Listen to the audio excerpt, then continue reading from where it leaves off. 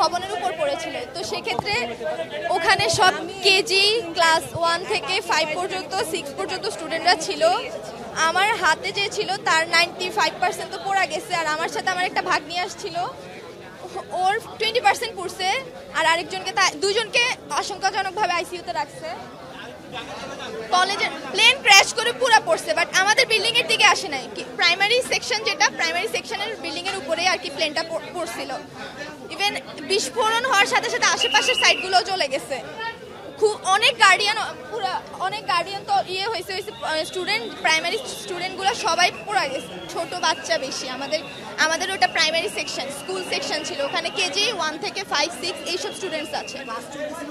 Class ছুটির সময় হবে, কিছু বাচ্চা গেটের সামনে ছিল, তারা জানতোই না, চোখের পলকে হয়ে গেছে।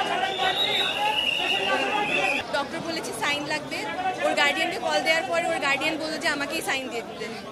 এখন আইসিইউতে আছে, বলেছে যে আরও 1-2 ঘন্টা পরে টাইম লাগবে, তখন যেতে বলেছে। আনুমানিক বলতে পারবো না, 100-200 বেশি তো হবেই।